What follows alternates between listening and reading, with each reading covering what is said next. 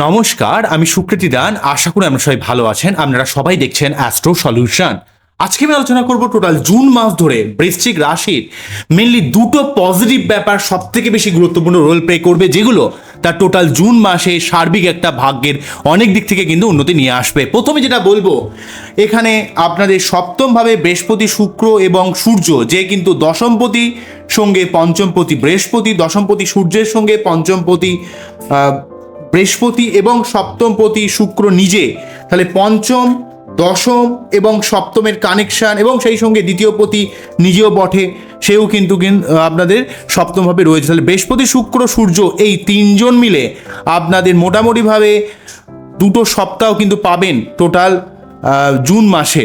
দুখানা সপ্তাহ মোটামুটিভাবে প্রথম 15 দিনের মধ্যে ধরে নিতে পারলে এখানে কিন্তু সপ্তমভাবে অবস্থান করলে আপনার ব্যবসা, আপনার প্রেম, আপনার জীবনে উন্নতি, আপনার জীবনে যোগাযোগ, আপনার জীবনে কমিউনিকেশন, আপনার জীবনে মনের মধ্যে একটা পজিটিভ চিন্তাভাবনা, তার উপর কেন্দ্রস্থানে এমন এমন শুভ গ্রহ যে দশমপতি, সে আপনার কর্মের উন্নতি করাবে, আপনার সপ্তমপতি প্রেম, বিবাহ, আপনার ব্যবসা, আপনার জীবনে বিদেশ থেকে অর্থ ইনকাম, এবং সেই সঙ্গে সঙ্গে আপনার ক্ষেত্রে পঞ্চমপতি সপ্তমে প্রেম বিবাহ যোগ তৈরি করবে, এবং সপ্তমপতির সঙ্গে পঞ্চমপতি একসঙ্গে যুক্ত হয়ে সপ্তমভাবে রয়েছে।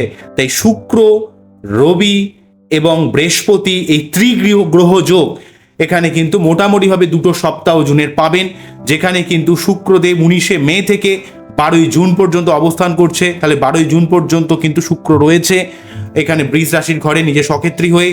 অন্যদিক থেকে সূর্যও কিন্তু 15ই জুন পর্যন্ত রয়েছে। বৃহস্পতি কিন্তু থেকে যাবে এখানে 15ই জুন সূর্য সরে যাবে, এবং তার আগে কিন্তু 12ই জুন কিন্তু শুক্র সরে যাচ্ছে।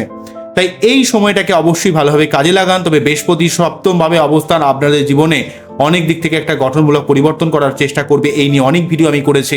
বৃশ্চিক রাশি জীবনে প্রচুর ঘাত প্রতিঘাত যায়, তাই এই সময়টাকে অবশ্যই আপনারা কাজে লাগাবেন। এবং মঙ্গল দীর্ঘদিন ধরে কিন্তু একবার শনিযুক্ত ছিল, আবার 45 দিন রাহু যুক্ত রয়েছে। মঙ্গল রাহু যোগ পঞ্চমভাবে থেকে আপনার মন মানসিকতাকে মধ্যে একটা অস্থিরতা, পেটের প্রবলেম এবং আপনার ফিকেল মেন্টালিটি ক্রিয়েট করা, রাগিয়ে দেওয়া, এবং সেই মঙ্গল রাহু যোগটা কিন্তু অঙ্গারক যোগ 1 জুন পর্যন্ত রয়েছে। জুনের পর থেকে কিন্তু মঙ্গল ষষ্ঠভাবে থেকে সক্ষেত্রী হয়ে যাবে। এখানে লগ্নপতি বা রাশিপতি এবং ষষ্ঠপতি সক্ষেত্রী হয়ে আপনার ক্ষেত্রে চাকরির দিক থেকে, কর্মের দিক থেকে, ব্যবসার দিক থেকে, আপনার যে কোনো প্রতিযোগিতামূলক জায়গায় আপনাকে সাফল্যর দিক থেকে, আপনার জীবনে শত্রুতা নির্মূল করার দিক থেকে, আপনার রোগ জ্বালা নির্মূল করার দিক থেকে আপনার ক্ষেত্রে সর্বার্থকভাবে শুভ প্রভাব কিন্তু মঙ্গল দেবে। মঙ্গল দীর্ঘদিন ধরে একবার শনির সঙ্গে যুক্ত ছিল এখানে কুম্ভ রাশির ঘরে, তারপর রাহু যুক্ত ছিল। মঙ্গল রাহু অঙ্গারক যোগ আপনার মনকে খুব রাগিয়ে দিচ্ছিল, জেদ তৈরি করছিল, শারীরিক বিভিন্ন অসুস্থতা তৈরি করছিল।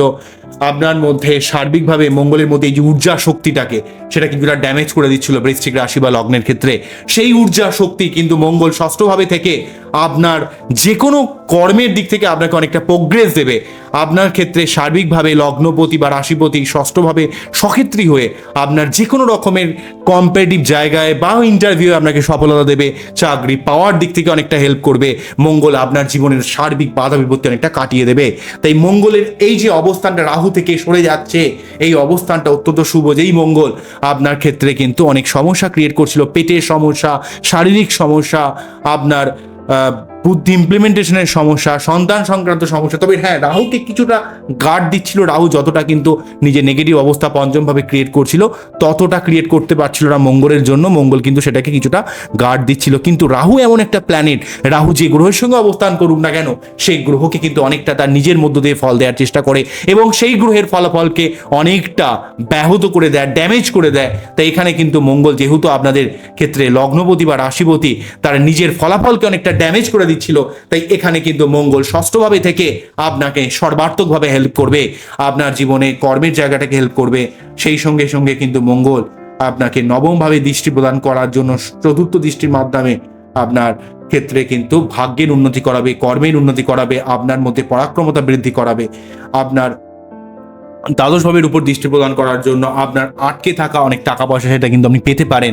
আপনার ক্ষেত্রে কিন্তু আধ্যাত্মিক দিক থেকে আপনার অনেক সাফল্য লাভ করতে পারেন, উচ্চশিক্ষা গবেষণার দিক থেকে আপনি সাফল্য পেতে পারেন এবং আপনার লগ্নের উপর বা রাশির উপর দৃষ্টি প্রদান করার জন্য আপনার ক্ষমতা বৃদ্ধি পাবে, কিছু করার মতো একটা মেন্টালিটি আসবে এবং আপনার এই লড়াকু মেন্টালিটি যেটা বৃশ্চিকের এমনি থাকে কিন্তু শরীর টরীর খারাপ হওয়া এবং বিভিন্ন সমস্যার মধ্যে পড়ে গিয়ে যে জায়গাটা তৈরি করে, এখানে কিন্তু লগ্নপতি বা রাশিপতি সে কিন্তু আপনার রাশির উপর বা লগ্নের উপর 1 জুনের পর থেকে প্রভাবিত করে আপনাকে কিন্তু পরাক্রমতা, লড়াকু মেন্টালিটি এবং জীবনে উন্নতি করানোর চেষ্টা করবে। এবং বৃহস্পতি সপ্তম ভাবে কিন্তু আপনাদের 1 মে 2024 থেকে সেই যে 14ই মে 2025 প্রায় 1 বছর 13 দিন অবস্থান করছে, এই বৃহস্পতির অবস্থানটা থেকে যাবে এবং শনির অবস্থানটা মোটামুটি 2024 সাল জুড়ে থেকে যাবে 4th হাউসে।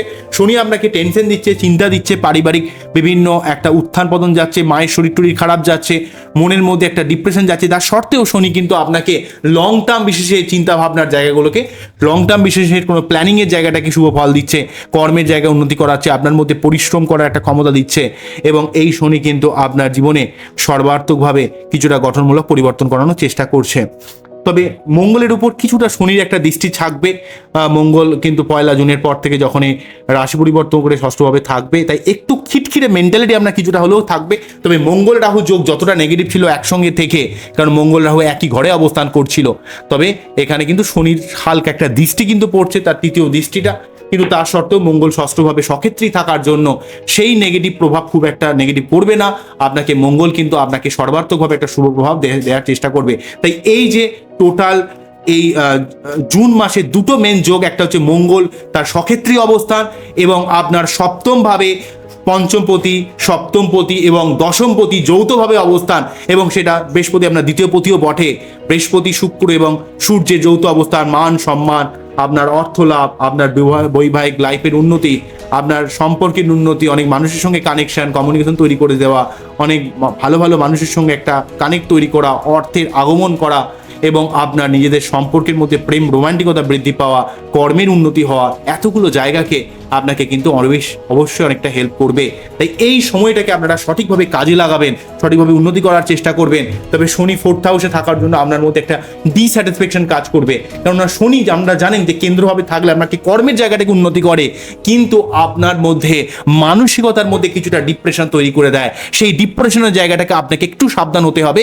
আপনাকে মনে হবে যেন আমার কিছু হচ্ছে না, যদি এমন মনে হয় তাহলে শনির জন্য কিন্তু আপনাকে প্রতি শনিবার নিরামিষকে শনি মন্দিরে পুজো দিতে হবে এবং আপনার চার্টে সঠিকভাবে অ্যানালাইজ করতে হবে। তাই টোটাল জুন মাসে আপনাদের মেন যে জায়গাটা ত্রিগ্রহ যোগ, সপ্তম ভাবের অবস্থানটা, শুক্র বৃহস্পতি এবং রবির অবস্থান এবং মঙ্গল কিন্তু রাহু প্রভাব মুক্ত হওয়া, এই দুটো অত্যন্ত গুরুত্বপূর্ণ। এবং তার উপর শনি কিন্তু সক্ষেত্রী রয়েছে, বৃহস্পতি কিন্তু শুক্রের ঘরে অর্থাৎ আপনাদের ক্ষেত্রে সপ্তমপতির ঘরে কিন্তু বসে রয়েছে, যেটাও কিন্তু আপনার জীবনে বুদ্ধি ইমপ্লিমেন্ট করে অনেক কাজে সফলতা দেবে, আপনার জীবনে অর্থ ইনকামের অনেক সুযোগ সুবিধা কিন্তু তৈরি করে দেবে এবং আপনার জীবনে আধ্যাত্মিকতা, স্পিরিচুয়ালিটি, আপনার নিজের বুদ্ধির দ্বারা আপনি অনেক কাজে সফল হবেন।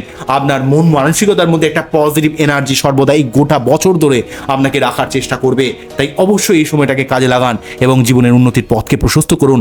বৃশ্চিক রাশি অবশ্যই জুন মাসের এই 2টো যোগকে ভালোভাবে কাজে লাগাবেন, তাহলে দেখবেন অনেক দিক থেকে উন্নতি করতে পারবেন।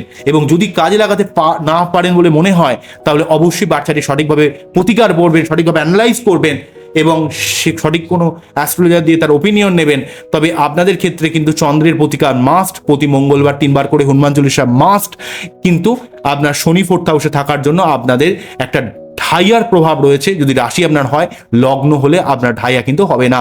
তাই যাদের রাশি রয়েছে, যাদের বৃশ্চিক রাশি, তাদের ক্ষেত্রে কিন্তু শনিবার অবশ্যই শনি মন্দিরে পুজো দিতে হবে, তাহলে কিন্তু এই সমস্যা আপনাকে অতটা জেরবার করবে না।